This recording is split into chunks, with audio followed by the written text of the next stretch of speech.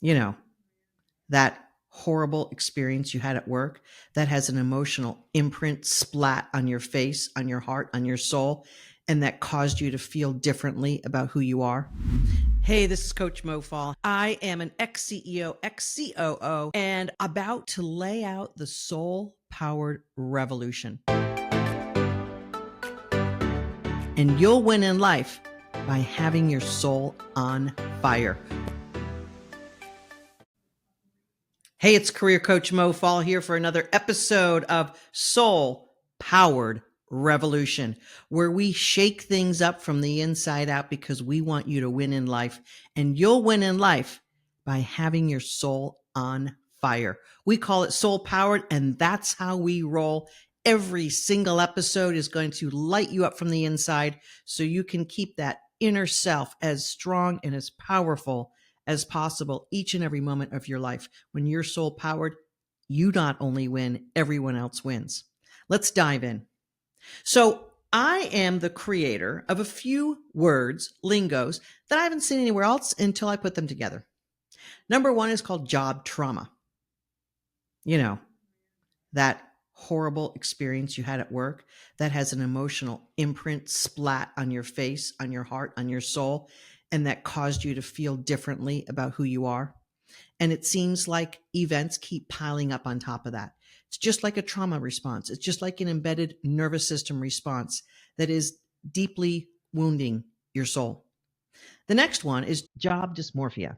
Just like those who have an eating disorder, or perhaps you might have it with a lot of other things, it's been understood that we as human beings see the world a little convoluted on the outside, that our filters that we have that are causing us to see the world in a certain way come mostly from our ideas of who we are and how the world is to us or relative to us.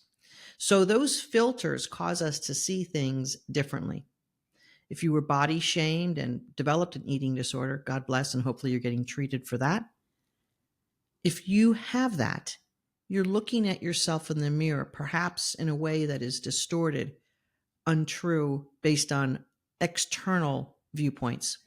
And I'm not saying that external viewpoints are more true than your viewpoint, but oftentimes in life, our idea of ourself can get distorted to a way that it's not actually correct and right in the common way of looking at things. Let me dive into this one. So your job, your career is based on your successes and what you have achieved and accomplished according to what you feel you should have done or that you should be doing. So you're automatically judging what your career has been compared to what you think it should have or could have been. For example, I've worked with a lot of immigrant career women who are the first educated in their family, or the first who has gotten an MBA or another master's degree, or even a PhD or law degree or MD. And they've accomplished so much that they think that, wow, I've gotten here like no one else in my family has. So it's almost as if that's the end and that's all that it should be. And perhaps also there's some pressure that for that particular woman, if you keep performing at a higher and higher level, you're distancing yourself from your family of origin. You see, that's part of some of the stretch for women in their careers. When we pull ourselves further toward a higher level of success than our family of origin, we might get criticized. We might get shamed into thinking, or to people perceiving that our career is more important than our family. Or we may be more successful than our family members or our mother or father or other important family members.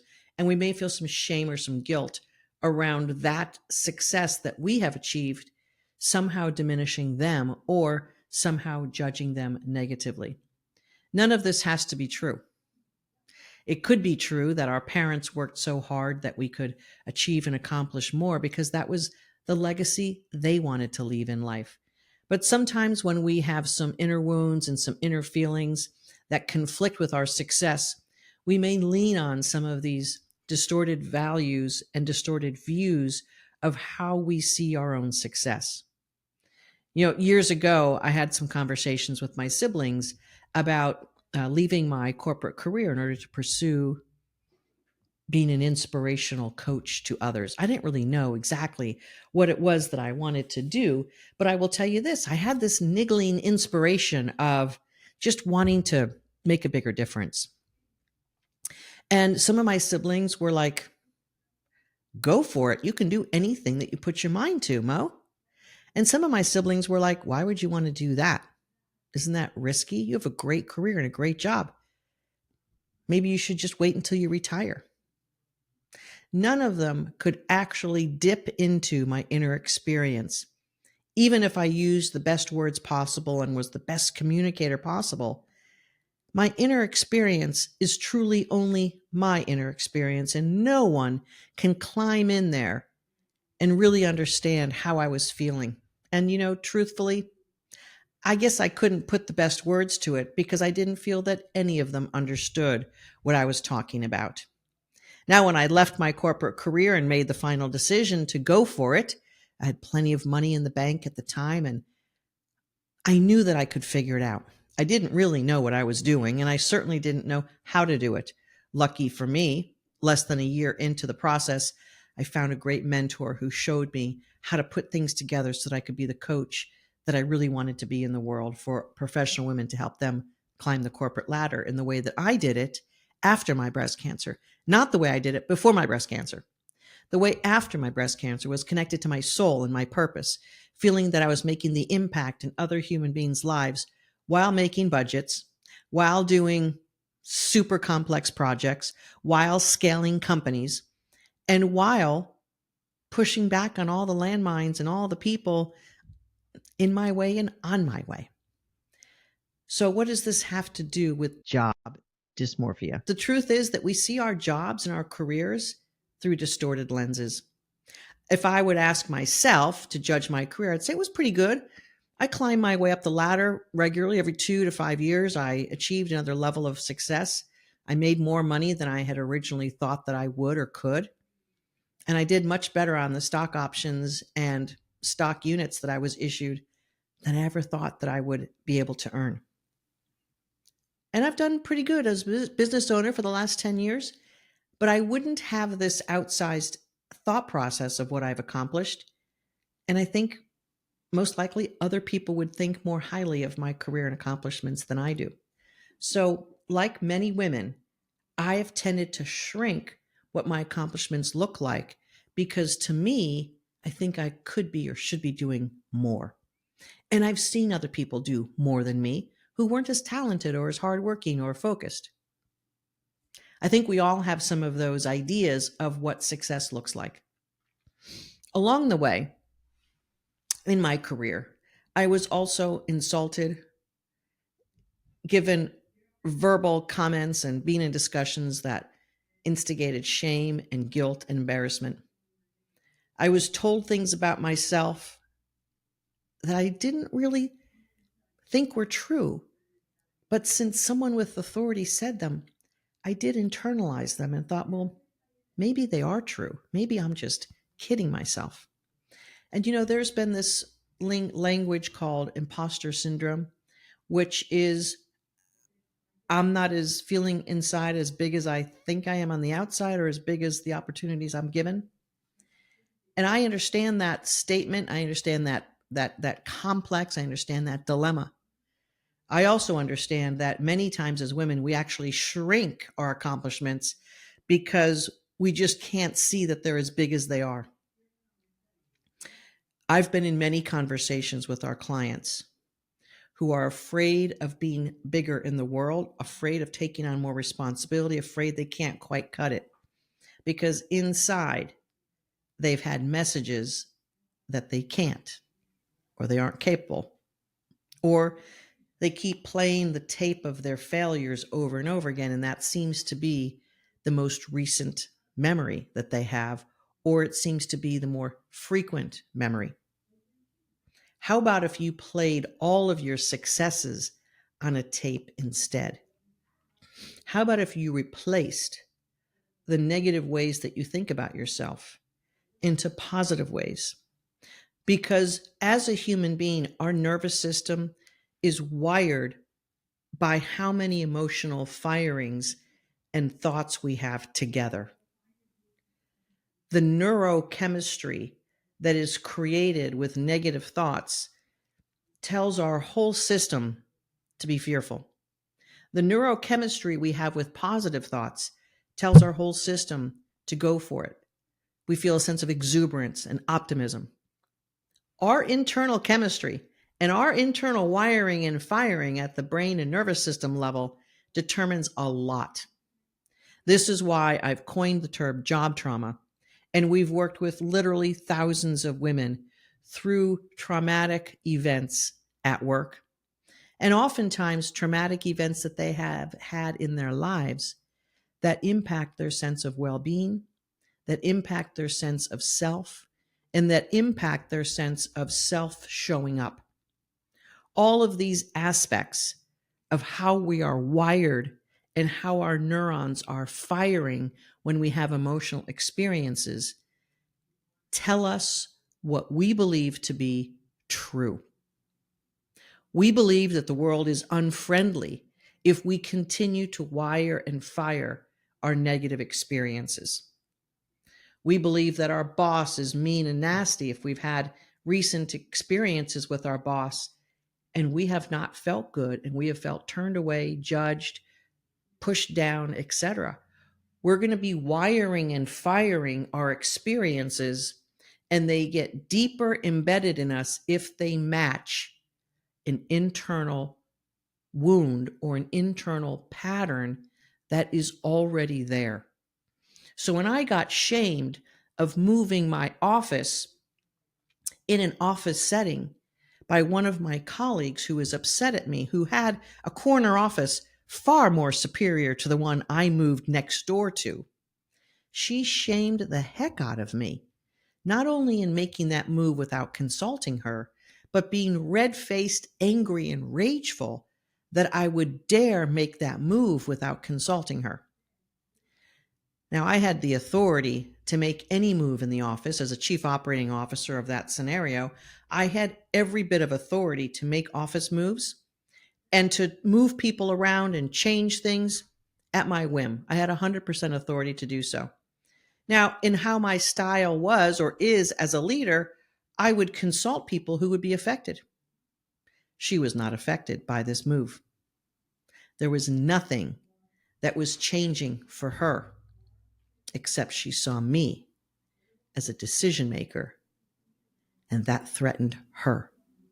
So in her threat response, she came, so eagerly and ragefully at me. Now that wounded me for a bit because it matched up feelings of inadequacy and feelings of imposter syndrome, or feelings that I really wasn't as big as I thought I was. She dove right in there and cut things up, and I felt horribly wrong. I felt embarrassed. I felt shame. And you know what? Truthfully, I felt rage toward her that she came at me about this simple issue with such emotional intensity that was outweighing the actual situation. So as I'm receiving that emotional energy from her, I am filtering it and trying to interpret it, and it's going into deep crevices. I had to do a lot of work in order to come through that experience. And lucky for me, I had the tools. I've had the tools of meditation and other personal development techniques since right out of college, when I began my own personal journey of understanding human behavior, understanding success and failure, understanding business success and how some people are more successful than others. What are they doing that I need to learn? Or what are they doing that separates them from the pack? I've been studying this for over 40 years. I know I look younger, but I have been. And I have personally been experiencing these exact experiences over my career. And even in the last 10 plus years of being a career coach and having my own business and my own team, some of these issues have been revisited by mistakes, things that haven't gone the way I planned. money that never materialized over decisions and investments that I made. We are continually being challenged to go in and heal our wounds. We're continually being challenged to recognize how divine we are as human beings, and it has very little to do with our outside experiences. I now have gotten to the point where I use my outside experiences as learning, and I am deeply committed to turning everything into a learning experience. Feedback from my coworkers that I don't totally appreciate all the time. Perhaps feedback and ideas that they're thinking of that are beyond what I would have imagined, or things I don't really feel comfortable going with, but I'm going to give them the opportunity to go for it. Sometimes I'm not right about things, and sometimes other people are more right than me. Sometimes things that they bring to the table work out much better than anything I was thinking of. All of these are opportunities for me to revisit and re-examine who I am and how I want to be in the world. And I've helped thousands and thousands of clients through thousands and thousands of situations and aggravations, triumphs, celebrations, and claiming who they are. I'm bringing to the table for you this week in this episode the idea and the opportunity to rethink how you're contextualizing your job experiences as job trauma, or your experiences and successes and how you're downplaying them or you're downplaying yourself. Or job dysmorphia, your ability to see yourself in your truth and in your right, true power are very, very interesting and complex things to get right. And I'm going to invite you to something. If you're a client of mine, you know exactly what I'm going to say next. I'm going to invite you into a daily exercise, a daily routine that you'll hear about over and over in these episodes. I can't stress it enough. To have a daily soul hygiene habit that you stick with, because life's going to keep throwing stuff at you. And if you interpret it through your wounds, it will hurt you, harm you, and push you backwards in life. If you interpret it through lessons and growth and challenges that make you better, you will grow and you will become better. And this simple daily exercise is what we call the 10-10-10. It is simply 10 minutes of meditation, 10 could be 10 minutes, 10 items of gratitude for yourself for that day.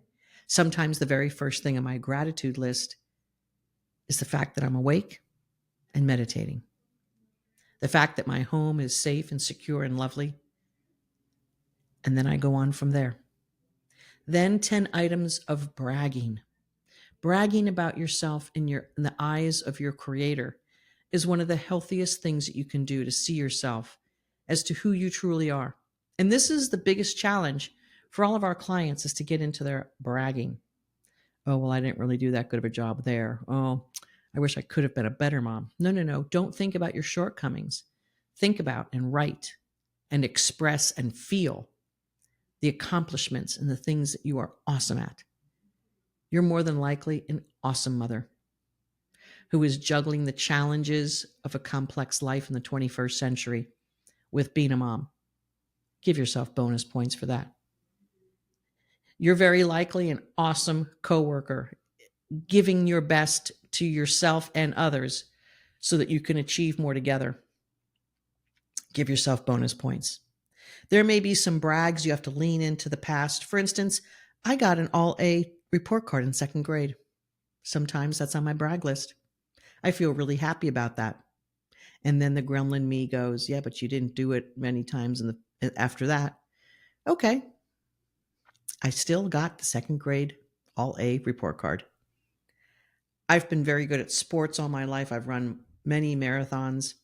I have lots of things to brag about that highlight my tenacity, my intensity, my focus, my commitment, and my ability to move through and get stuff done. I created a office manager certification program when I was in my early 30s because I saw a need in my clients who were physician practice managers. They didn't often have formal education, and they lacked some skills or understanding of some basic things like HR and compliance and other types of things that I could very easily teach them. And we did. I've accomplished many things in my career, and they get on my bragging list every day. Sometimes I feel a little bit awkward doing it, but I go for it because I know it's truly a healthy thing to do. So that's 10 minutes of meditation, however you want to serve that up. Make the mind quiet.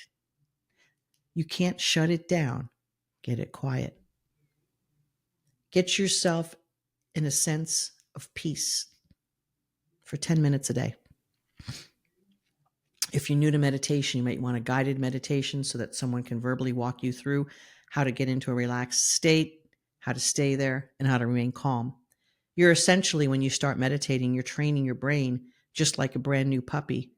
You're training your brain how to get into this sense of ultimate focus, peace, and quiet.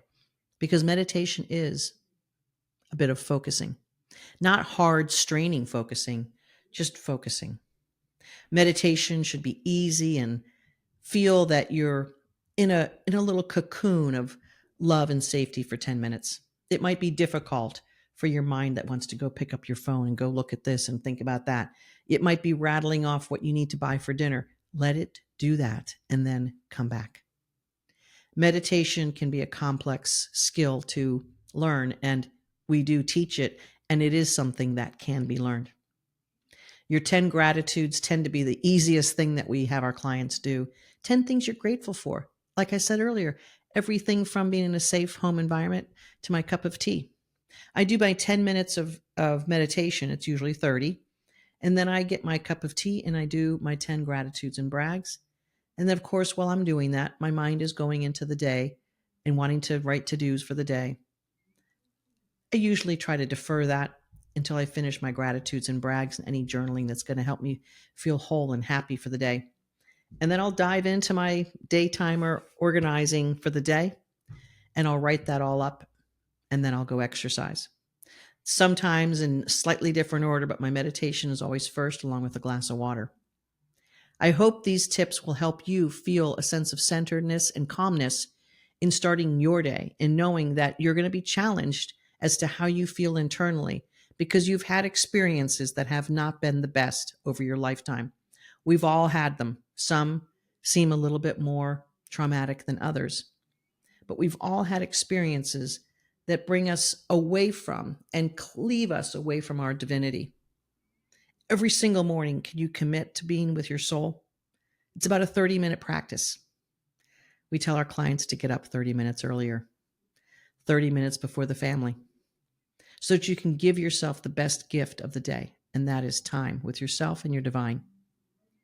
That's how we overcome job trauma. It's one piece of it. And that's how we overcome the sense of feeling that we're smaller than we really are, or feeling that we're not as capable as we really are, or feeling fearful and afraid of stepping into something bigger. It's yours to take responsibility to grow and expand your idea of self so that you can be the brighter light and be in the soul-powered revolution. Enjoy your soul work every single day. If you have questions, comment below. If you'd like to do more with us, it's a very simple process of booking a complimentary career clarity call where we'll dive in and help diagnose and assess your career and whether we can help you take the next steps. It's a very simple process. It's a beautiful, intimate discussion with one of my coaches, and it could be the turning point of your life, like it has been for thousands and thousands of women. We'll see you next time on the Soul Powered Revolution. This is career coach Mo Fall, wanting to help you ignite the inner you so that you can be more and do more and have the life of your dreams. We'll see you in the next episode.